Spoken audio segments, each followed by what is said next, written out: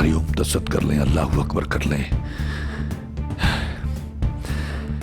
वाहिगुरु वाहिगुरु वाहिगुरु वाहिगुरु कर लें, और जब मन निर्मल हो जाए तो फातिहा लें उससे, वो सुनता रहता है, और जब समय आएगा तो फिर जवाब देगा। कमरा प्रकाश से भर गया, कुछ लोगों ने बताया उनका कमरा ऐसे सफेद धुएं से भर गया, कुछ ऐसे अलग अलग अनुभव बताते हैं लोग। नबी दे द्वारे पिया अलख जगाई जाई, कदे ता देख लू दरां ते पिया है केड़ा।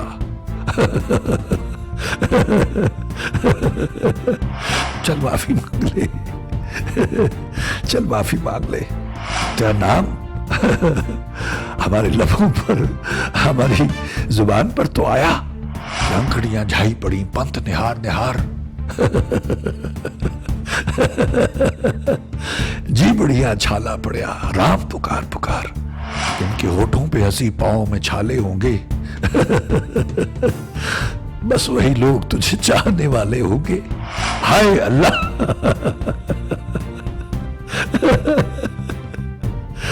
हाय अल्लाह कह लेना।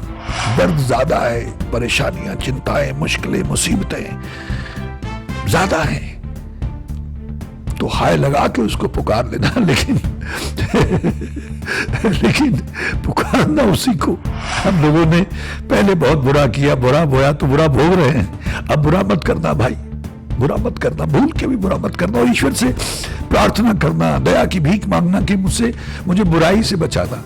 बोले चादर मैली साबुन थोड़ा, किते बैठ किनारे तो वांगे, पापा वाले दाग नहीं लेने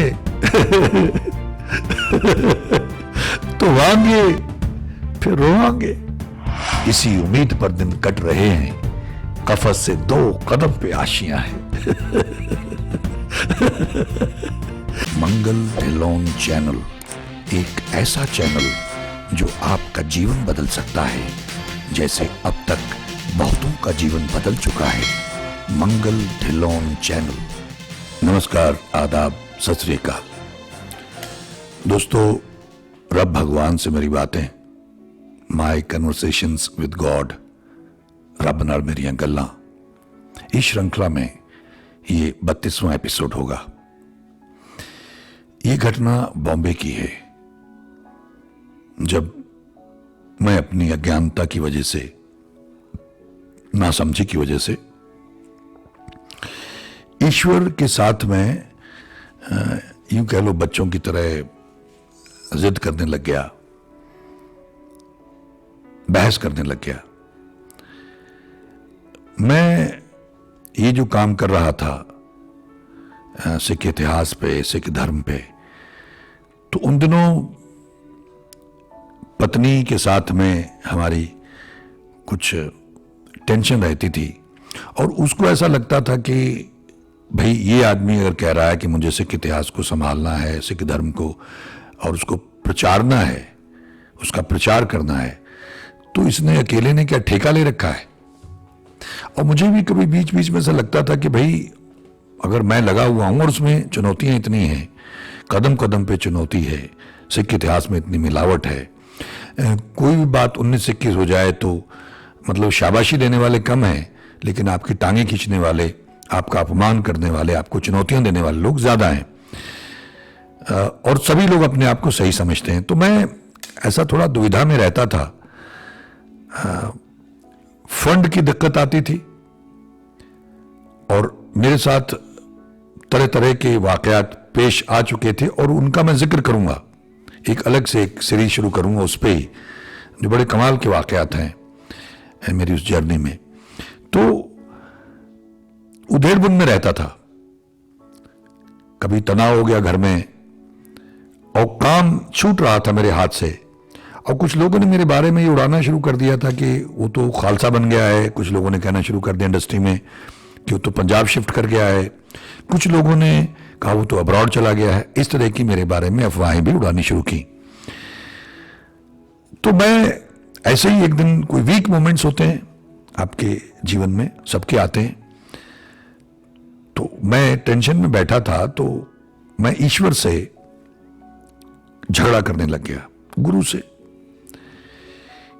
कि वो ठीक ही तो कहती है कि पत्नी मेरी कि मैंने ठेका ले रखा अकेले ने।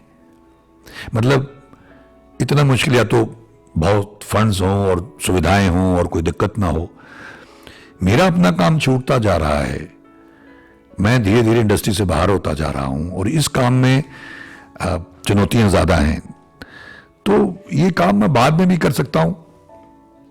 अगर मुझसे ही करवाना है तो किसी और को, बापू क्यों नहीं किसी और से करवा लो, कोई और कर सकता है इसको, ऐसी भी क्या बात है कि मुझे ही करना है। तो ठीक कहती है कि तुमने क्या ठेका ले रखा है अकेले ने और किसी की जिम्मेदारी नहीं बनती है। तो मैं ऐसे बैठा बैठा बापू से बतियाने लग गया।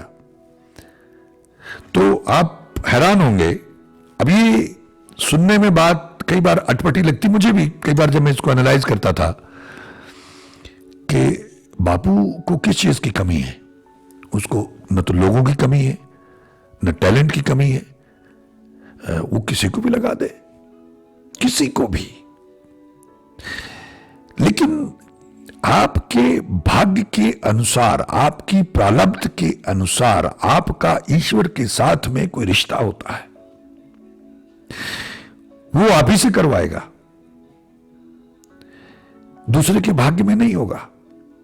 तो ये मैंने बाद में मैं एनालाइज करता रहा, मैं वो बात शेयर कर रहा हूं। तो उस वक्त जो बात हुई तो मुझे कहने लगे, अब ये सुनने में मुझे भी, जब मैं अगर बात अभी भी करता हूं तो अटपटा लगता है लेकिन मुझे कहने लगे कि अच्छा, अगर तुझे लगता है कि तू नहीं कर सकता, कोई और इसको करे, तो चल, तो मुझे कोई दूसरा आदमी ढूंढ के दे, लेकिन शर्त यह है कि जिसको मैंने जितने टैलेंट, जो गुण, जितने गुण मैंने तुझे दिए हैं, इतने ही गुणों वाला बंदा ढूंढ के दे दे, तो तू आजाद है, तू अपना जो करना चाहता है कर।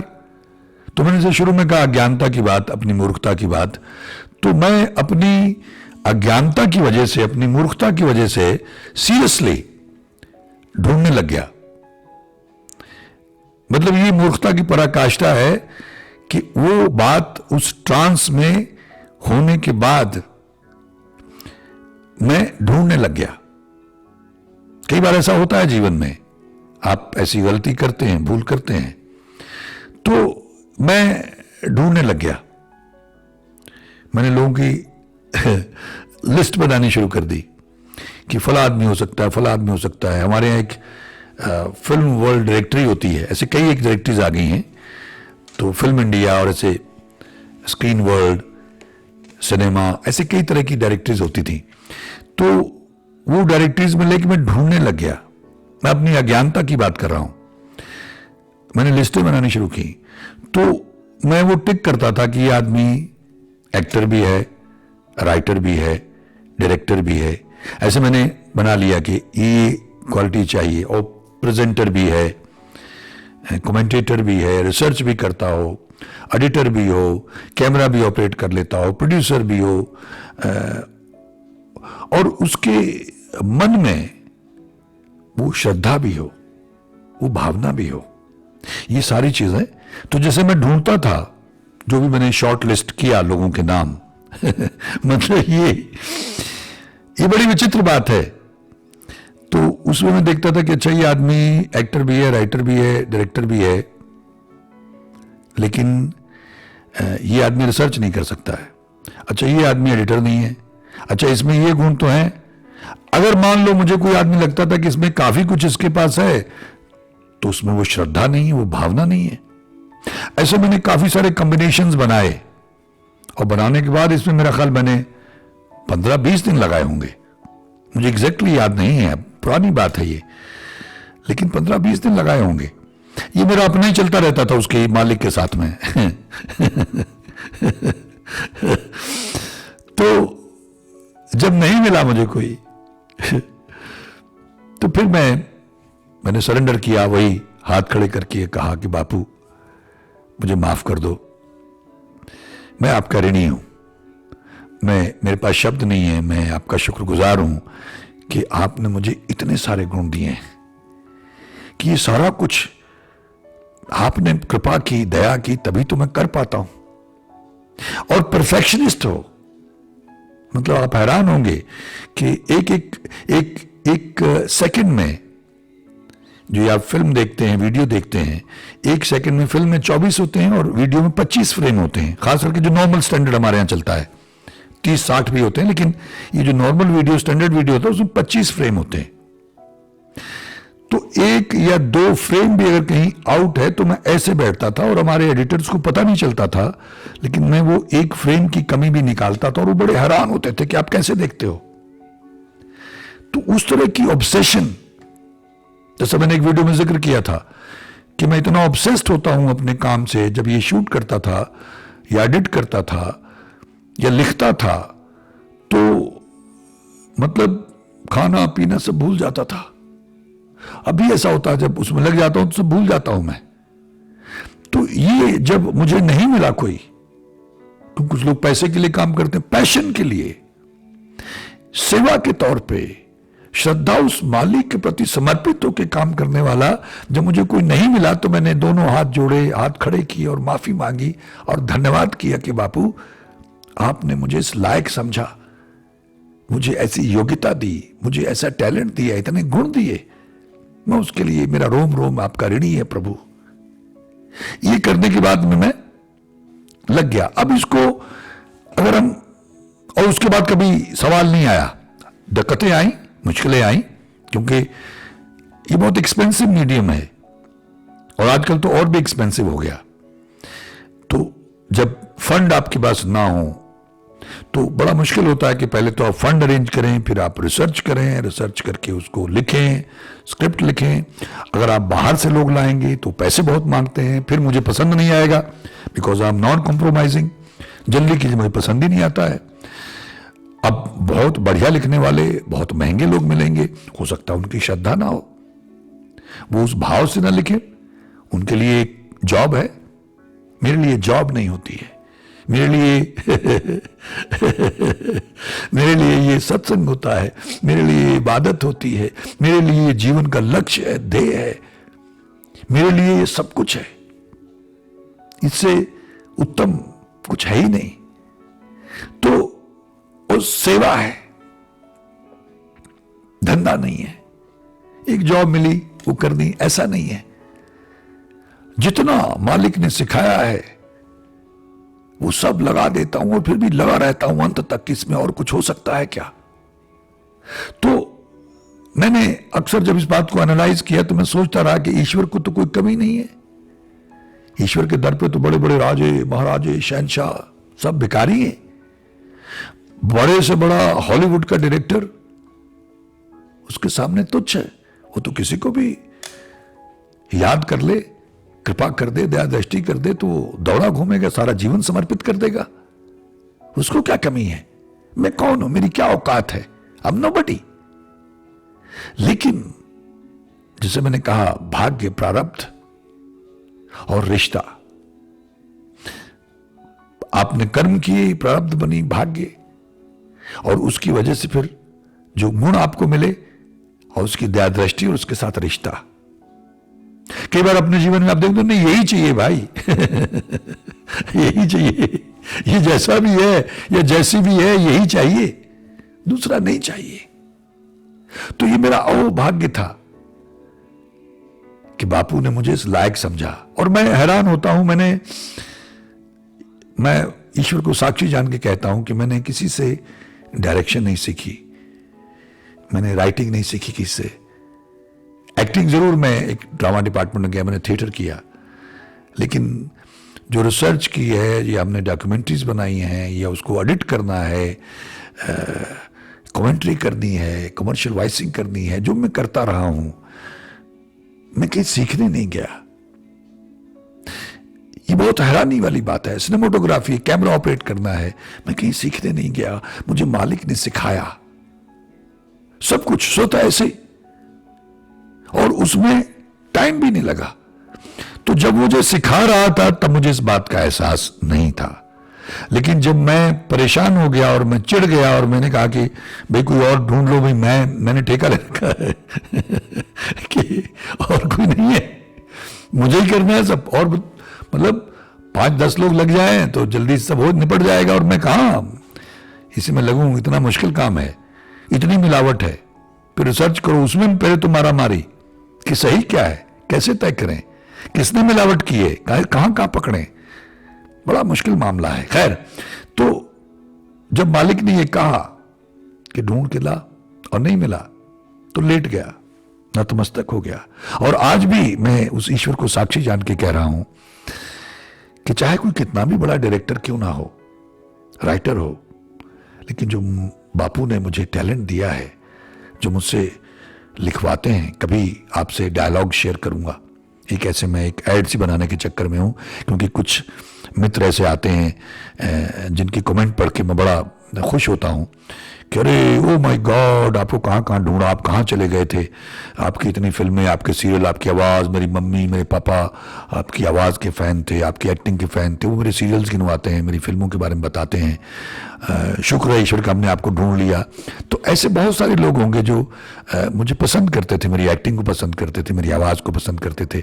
तो उनके लिए मेरे मन में है कि मैं कुछ इस तरह की एक एड नुमा चीज़ बनाऊं जिसमें मेरे कुछ परफॉर्मेंसेज आ जाएं, ताकि और उनको फिर मैं कहूं कि मैं अपने इस चैनल पे हूं, मंगल ढिल्लों चैनल पे आप आइए, तो उनसे मेरा एक रीयूनियन हो जाए मेरे एडमायरर्स के साथ में।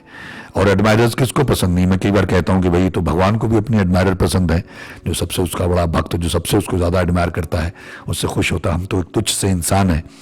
तो कभी चाहा ईश्वर ने, कृपा की, तो कुछ सैंपल्स मैं आप लोगों से शेयर करूंगा, इस तरह के डायलॉग्स, या जैसे मैं ये फिल्म आप लोगों से कभी शेयर करूंगा, अपलोड करूंगा, प्रकाश श्री गुरु ग्रंथ साहिब, तो आपकी बात पकड़ में आएगी कि मैं क्या कह रहा हूं कि बापू कैसे सिर पे हाथ रख के लिखवाते रहे हैं। या खालसा फिल्म की इंट्रोडक्शन है, वो तो मैंने यूट्यूब पे डाली हुई है, कहीं मैं आप लोगों से शायद मिक्स में, या खालसा फिल्म का या फिल्म्स का जहाँ है कुछ फोल्डर बनाया हुआ, और इन्होंने ये चेंज कर दिया, पहले प्लेलिस्ट में था, ये ब्राउजर्स अपने चेंज करते थे, भगवान जाने क्या करते रहते हैं। अब अगर आप होम पे जाएंगे, हमारे चैनल पे जाएंगे, तो वहाँ होम, वीडियोस, प्लेलिस्ट, ऐसे सब कुछ है। तो होम में जाएंगे तो होम में नीचे आपको सारे वो प्लेलिस्ट दिखती है, क्योंकि मैं भी प्लेलिस्ट में ढूंढ रहा था तो मुझे मिल नहीं रहा था, तो फिर मैंने होम में जाके देखा तो वहाँ वो प्लेलिस्ट जो मैंने बनाई हुई हैं वो मिलती हैं। तो वो मालिक बेअंत है। आप अगर मेरे जैसे आदमी की बातें हो सकती हैं, इस तरह से मुझे घुमा के लाया, ये सब कुछ मुझे सिखाया, सिर पे हाथ रख के सिखाया। मेरे मन में बड़ी इच्छा है कभी गाने की, कीर्तन की। मेरी आवाज़ भारी है तो मुश्किल हो जाता है उसको गाना, बड़ी अजीब सी आवाज़ निकलने लगती है, लेकिन मुझे यकीन है, देखिए मैं ईश्वर को साक्षी जान के कह रहा हूं कि जैसे इतनी सारी चीजें उन्होंने सहज रूप में सिखा दी। मैं कहीं सीखने नहीं गया, कहीं मैंने किसी का असिस्टेंट नहीं बना, कहीं महीनों की, सालों की ट्रेनिंग नहीं ली, ऐसी सिखा दी चलते चलते। तो ऐसे ही मुझे यकीन है कि मुझसे गवाएंगे। गाना मैंने गुरबाणी, सतनाम वाहिगुरू गाना है, कुछ ऐसे शब्द जो मुझे बहुत अच्छे लगते हैं, मेरा बड़ा मन करता है कि मैं इनको गाऊं, भाव विभोर होकर गाऊं। हाँ, ये अलग बात है कि मैं ना गा पाऊं क्योंकि मेरा गला ही भरा है। मैं थोड़ा सा गाने की कोशिश करता हूं और बस गला भराता, गाया नहीं जाता है। तो ये अलग बात है। कई बार मैंने कोशिश की है, तो मेरे ऐसे मन में था कि गाएंगे और बापू कृपा करेंगे, गवाएंगे, बेसुरा नहीं होने देंगे। बेशक मैं बहुत बड़ा गायक न बन सकूं, ऐसा मेरे भाग्य में नहीं होगा, मेरे कर्मों में नहीं होगा, लेकिन मतलब भर का तो गवाएंगे, ऐसी मेरी भावना भी है और मुझे विश्वास भी है। और जो सुनेंगे उनको आनंद आएगा, क्योंकि मामला भाव का है, भावना का है। अगर गाने वाला भाव में गा रहा, डूब के गा रहा, भीग के गा रहा है, तो सुनने वाला भी भीगेगा। अगर गाने वाला उसको एक प्रोफेशन के तौर पे, एक जॉब के तौर पे गा रहा है, तो सामने वाला भी भीगेगा नहीं, उसको भी उतना आनंद नहीं आएगा, वो भाव विभोर नहीं होगा।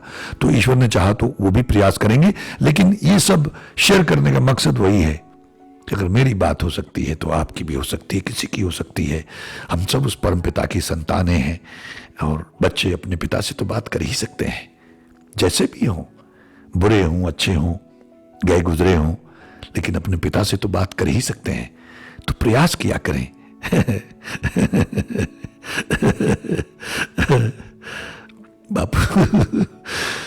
बापू से बात किया करें, ऐसे ही बैठे हैं, अकेले में बैठे, आप हरिओम तसद कर लें, अल्लाह अकबर कर लें, वाहिगुरु वाहिगुरु वाहिगुरु वाहिगुरु कर लें, और जब मन निर्मल हो जाए तो पातिया लें उससे, वो सुनता रहता है, और जब समय आएगा तो फिर जवाब देगा। जवाब तो भाग्य के हिसाब से ही देगा, कर्म के हिसाब से ही देगा, और अगर उसमें होगा कि नया कर्म लिख दे, तकदीर बदल दे, लेकिन वो भी अगर भाग्य का हिस्सा होगा, कहीं हमने ऐसा किया होगा कुछ ऐसा किया होगा, कुछ ऐसा बोया होगा, तो फिर वो बदल देगा, काट देगा पापों को, क्रॉस फेर देगा उस पे, नया जीवन शुरू हो जाएगा, कायाकल्प कर देगा। लेकिन निराश नहीं होना है, लगे रहना है। मैं भी लगा रहता हूं। ऐसा नहीं है कि मेरे यहां बिजलियां कौन जाती हैं और प्रकाश से कमरे भर जाते हैं, जैसे बहुत सारे लोग कहते हैं, कुछ महापुरुष भी कहते हैं कि ऐसा कमरा प्रकाश से भर गया। कुछ लोगों ने बताया उनका कमरा ऐसे सफ़ेद धुएं से भर गया, कुछ ऐसे अलग अलग अनुभव बताते हैं लोग। तो ऐसा नहीं हुआ है, लेकिन मैं लगा हुआ हूं। कभी तो दया करेगा। जैसे दरवेशों में मैंने सुनाया था आप लोगों को कि नबी दे द्वारे पे आ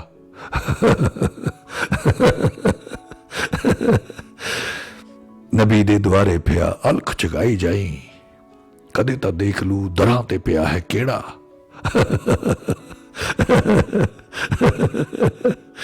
चल माफी मंग ले नी जिंदड़िए, सतगुर करे निबेड़ा।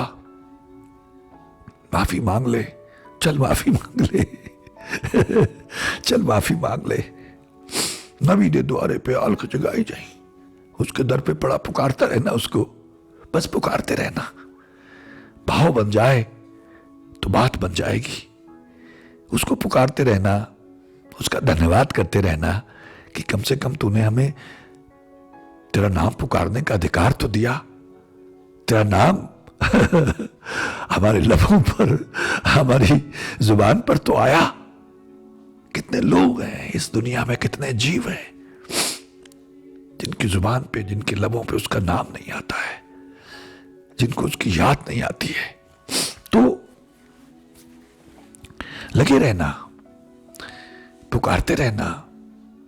मैंने कहीं जिक्र किया था, बापू ने कहलवाया था कि अंखड़ियां झाई पड़ी, पंथ निहार निहार जी बढ़िया छाला पड़िया, राम पुकार पुकार। बस जिनके होठों पे हंसी, पांव में छाले होंगे बस वही लोग तुझे चाहने वाले होंगे। तो कोई बात नहीं, दुख तो है जीवन में, लेकिन वो हमारे अपने ही बोए हुए बीज हैं।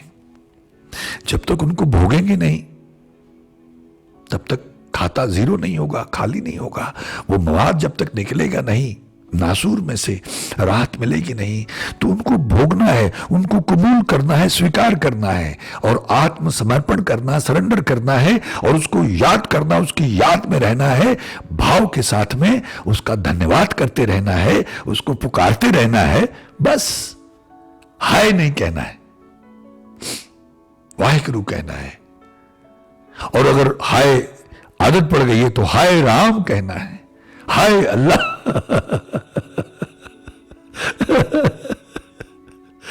हाय अल्लाह कह लेना, हाय वाहिगुरु कह लेना। अगर वाहिगुरु सीधे राम, हरिओम, अल्लाह हु अकबर, गॉड इज ग्रेट अगर नहीं कहा जा रहा है, दर्द ज्यादा है, परेशानियां, चिंताएं, मुश्किलें, मुसीबतें ज्यादा हैं, तो हाय लगा के उसको पुकार लेना। लेकिन लेकिन पुकारना उसी को, क्योंकि और कोई हमारी मदद कर नहीं पाएगा, और कोई मदद करता भी नहीं है। वही करता है मदद, किसी के माध्यम से कर जाता है। वो अलग बात है कि हमको लगे कि किसी ने हमारी मदद की है, लेकिन होता वही है, हमको पता नहीं चल पाता है। तो दिल छोटा मत करना। मुझे मालूम है बहुत लोग दुखी हैं, हमें मैसेज करते हैं, बहुत मैसेज आते हैं, व्हाट्सएप पे आते हैं मैसेज। मैं तो सबके लिए प्रार्थना करता रहता हूं, लेकिन कोई किसी का कर्म नहीं बदल सकता है। अब हमने बुरे किए, इसीलिए मैं बार बार प्रार्थना करता रहता हूं, मैं रोता रहता हूं कि बुरा मत करना भाई। हम लोगों ने पहले बहुत बुरा किया, बुरा बोया तो बुरा भोग रहे हैं, अब बुरा मत करना भाई, बुरा मत करना, भूल के भी बुरा मत करना। और ईश्वर से प्रार्थना करना, दया की भीख मांगना कि मुझे बुराई से बचाना, मुझसे और बुरा ना हो। तो वो जो प्रायश्चित है, जो पश्चाताप है, और जो उसका धन्यवाद है कि तूने कम से कम मुझे इतनी सूझ तो दी, मुझे अपने दर का रास्ता तो सुझाया, अपने घर को आने वाली पगडंडी तो सुझाई, मुझे वो रास्ता तो मिल गया, तेरे दर का चल पड़ा हूं, कभी पहुंच ही जाऊंगा, कभी ना कभी तो पहुंच ही जाऊंगा। चलते चलते, पुकारते हुए, गिरते पड़ते, ये जो उसका नाम जपना है, उसको याद करना है, उसको आवाजें लगानी है, इससे फिर धीरे धीरे हौसला मिलता है।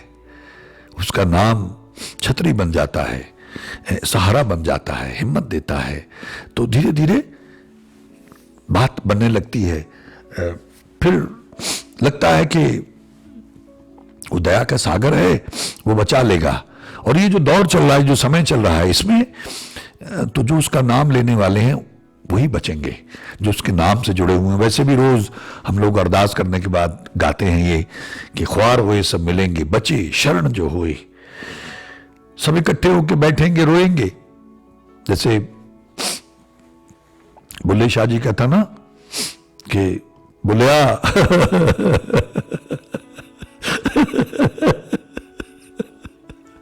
बुलिया चादर मैली साबण थोड़ा, किते बैठ किनारे तो वांगे, पापा वाले दाग नहीं लेने तो वांगे फिर रोवांगे। चादर मैली साबण थोड़ा, किते बैठ किनारे तो वांगे, पापा वाले दाग नहीं लेने तो वांगे ते रोवांगे। मेरी यही प्रार्थना है कि भाई बचना, बुराई से बचना, किसी का बुरा करने से बचना, क्योंकि पहले ही हमने बुरा किया हुआ है और हम बिछड़ गए हैं उस मालिक से। जो लोग कहते हैं हमको बड़ा विश्वास है, हम तो गुरु ग्रंथ साहब को मानते हैं, ईश्वर को, हरि को, राम को, भगवान कृष्ण को, भगवान शिव को मानते हैं, दुर्गा माई को मानते हैं, गॉड को मानते हैं, अल्लाह को मानते हैं। तो मैं कहता हूं उनको भ्रम है, हम मानने का नाटक करते हैं, क्योंकि मान लेना तो मंजिल है, जिस दिन मान लिया उस दिन तो पहुंच गए अपने घर।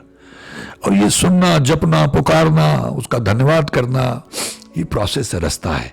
तो लगे रहना, करते रहना, प्रोसेस मत छोड़ना, कदम दर कदम इसी उम्मीद पर दिन कट रहे हैं, कफस से 2 कदम पे आशियां हैं।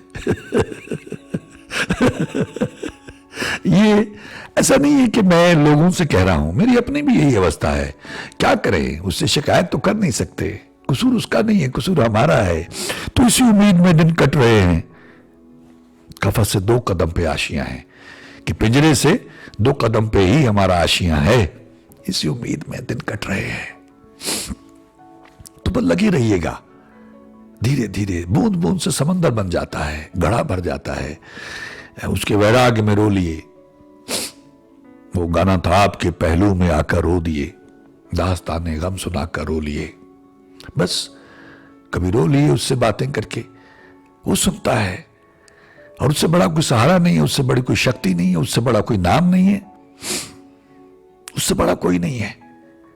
तो उसी को पुकारना, किसी और चक्कर में मत पड़ना। फिर जैसे मैंने बार बार कहा है कि जब उससे पुकारोगे, उससे माफिया मांगोगे, प्रायश्चित करोगे, उसका धन्यवाद करोगे, उसका नाम जपोगे, सुनोगे, रात को रिपीट पे लगा के सोओगे, दिन में कान लगा के आंखें बंद करके सुनोगे, तो फिर वो कोई विधि बना देगा। हमारे भाग्य प्रारब्ध के मुताबिक, हमारे कर्मों के मुताबिक कोई विधि बना देगा, किसी को मिला देगा, चाहे कोई टोटका हो, कोई तांत्रिक हो, कोई महापुरुष हो, कोई संत बाबा हो, या ऐसे ही बस उसका नाम मंत्र बन जाएगा, महामंत्र बन जाएगा। वही आपको राहत दे देगा, आपको रास्ता दिखा देगा, सारे क्लेश, सारे दुख कट जाएंगे। लेकिन होगा ये अपनी प्रारब्ध और भाग्य के मुताबिक। क्योंकि हम सब उसमें बंधे हुए हैं। जैसा मैंने एक वीडियो में कहा भी था कि हम सब अपने भाग्य की, अपने नसीब की अदृश्य जेल के कैदी हैं। हमको दिखती नहीं है वो। जैसा मैंने कहा था कि एक गंदगी साफ करने वाला आदमी, उसको किसने रोका हुआ है कि तुम गंदगी में, इतनी बदबू आती है वहां, तो भाई फलों की रेहड़ी लगा लो, सब्जी की रेहड़ी लगा लो, मूंगफली की रेहड़ी लगा लो, कुछ और काम कर लो, कहीं चपरासी लग जाओ। लेकिन नहीं, वो तो अपने बच्चे को भी लाके पहले ही वहां नौकरी पे लगाता, उसको सिखाने लगता है कि कोई और ना आ जाए यहां। हम अपने भाग्य की अदृश्य जेल के कैदी हैं। तो दोष ईश्वर को मत दिया करो, अल्लाह को, वाहिगुरु को, गॉड को मत दिया करो। दोष अपने आप को दिया करो, अपने कर्मों को दिया करो, उसका तो धन्यवाद किया करो, उसकी तो तारीफ किया करो। मुश्किल है, लेकिन अगर मेरी बात पकड़ में आ जाएगी तो आसान लगने लग जाएगा। मैं भी कभी कभी रूठता हूं उससे, बच्चे रूठ जाते अपने पिता से, शिकायतें करने लगते हैं, वो क्षणिक होता है। फिर बात समझ में आ जाती है कि गलती तो हमारी है, पाप कर्म तो हमने किए हुए हैं। इसलिए उससे शिकायत मत करना, निराश मत होना। जीवन दिया है, सारी सृष्टि को चला रहा है, हमारे जीवन को भी चला रहा है। जो उसने हमको लिख के दिए, जो वादा किया, उससे मुकरेगा नहीं, वो तो देगा ही देगा। लेकिन हमारी कोशिश होनी चाहिए कि और हम क्या हासिल कर सकते हैं। इस जीवन को सार्थक करके जाएं, जीते जी मुक्त होके जाएं। मोक्ष टारगेट है, लक्ष्य है, लेकिन ज्यादातर लोगों को तो इसके बारे में एहसास ही नहीं है।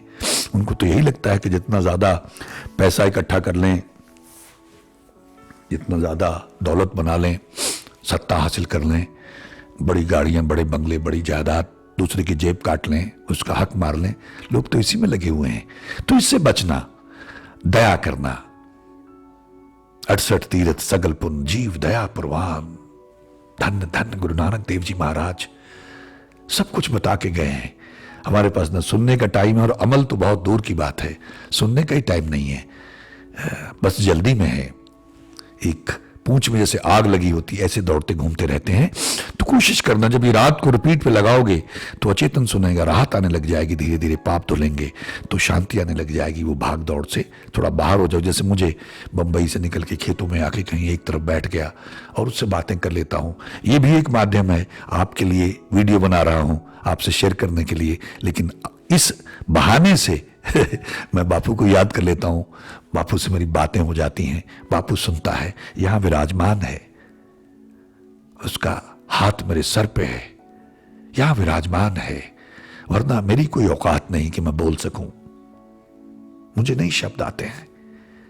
वो कृपा करता है, दया करता है। अभी रात का 1 बजा हुआ है, तो ये समय है। वैसे लोग कहते हैं 12 से 3 का टाइम जो है वो उनका टाइम होता है, और 3 से शुरू हो जाता है देवताओं का, सुरों का, भगवान की आराधना का टाइम, अमृत वेला शुरू हो जाता है। लेकिन मुझे तो बापू ने सुझाया कि बेटी सत्य है, लेकिन जिस समय तो मुझे याद करेगा दिल से याद करेगा, वही समय अमृतमय हो जाएगा, अमृत वेला हो जाएगा। जब भी, जहां भी मुझे पुकारेगा, दिल से पुकारेगा मेरा नाम, वो समय, वो माहौल अमृतमय हो जाएगा। तो लगे रहा करो, जब समय मिल जाए, चलते फिरते, आते जाते, जीवन को सार्थक करके जाना, जीते जी मुक्त होके जाना। निराश मत होना, दिल मत छोटा करना, छोड़ मत देना, हार मत जाना। कई लोग बहुत आराधना करके जब उनको कुछ रिजल्ट नहीं मिलता है तो नास्तिक हो जाते हैं। रब गुंजलदार पहेली, रब गोरख तंदा, खोलन लग गया पेच इस दे, काफर हो जाए बंदा। समझना बहुत मुश्किल है, क्योंकि हमारी समझ बहुत छोटी है। गुरु साहब बार बार बता के गए, नानक अंत दांत अंत न पारावार, जी को आंखें बोल बिगाड़ त लिखिए सिर गावारा गावार। नहीं बताया नहीं जा सकता, समझाया नहीं जा सकता, एक्सप्लेन नहीं किया जा सकता, समझा तो जा ही नहीं सकता। अगर गुरु नानक देव जी महाराज ये कह रहे तो हम किस खेत की मूली है, हमारी क्या औकात है। तो उस चक्कर में नहीं पड़ना है, बस लगे रहना है, विनम्र होके, नीचे होके, नीचा अंदर नीच कर दोषी दोस्त रहे, निमाणे होकर मैं कुछ नहीं हूं, कुछ भी नहीं हूं। अपने अहंकार को त्याग कर, अपनी मैं को त्याग कर। उसको कैसे मार सकते हो?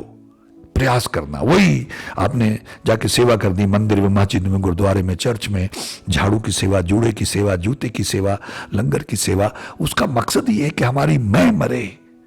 लेकिन अगर मैं नहीं मरती, मेरा अहंकार नहीं मरता, मैं कुछ बना घूम रहा हूं, तो फिर तो बेकार है मामला, फिर तो मामला आधा अधूरा ही है। मैं उम्मीद करता हूं कुछ मित्रों की बात पकड़ में आई होगी, वो इसका अनुसरण करने का प्रयास करेंगे, जीवन सार्थक करने का प्रयास करेंगे, जीते जी मुक्त होकर जाने का प्रयास करेंगे, तो मैं समझूंगा मेरा ये प्रयास सार्थक हुआ। मैं जो इतने समय से लगा हुआ हूं, तरह तरह से कोशिश करता हूं, जो बापू मेरे ऊपर दया करते हैं।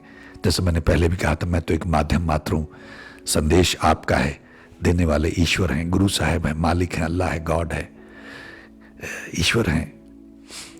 मैं इस माइक की तरह एक माध्यम मात्र हूं। यही मेरा अहोभाग्य है, मेरा सौभाग्य है कि मालिक ने मुझे इस लायक समझा, मुझे माध्यम बना के आप तक अपना संदेश, आपका संदेश पहुंचाया। लेकिन उसे ग्रहण करने का प्रयास करें, उसे हल्के में न लें, उसे इस तरह से कैजुअली न लें कि बस सुन लिया, जैसे कुछ मित्रों ने कहा। तो क्या जो पहले बोला था वो आत्मसात कर लिया है? क्या उस पर चलना शुरू कर दिया है? तब तो निश्चित रूप से अगले वीडियो का इंतजार बनता है। लेकिन जब पिछला जो बोला हुआ इतना कुछ, उसे आत्मसात नहीं किया है, उसका अनुसरण करके उस पर नहीं चल पा रहे हैं, तो फिर उनको रिपीट कर लिया करो, दोबारा देख लिया करो, अपने आप को रिफ्रेश कर लिया करो, अपनी मेमोरी को, ताकि हम उसका अनुसरण कर सकें। आप सबका बहुत बहुत धन्यवाद। ईश्वर हम सबका भला करे। नमस्कार, जय हिंद, जय भारत। मंगल ढिल्लोन चैनल एक ऐसा चैनल जो आपका जीवन बदल सकता है, जैसे अब तक बहुतों का जीवन बदल चुका है। मंगल ढिल्लोन चैनल।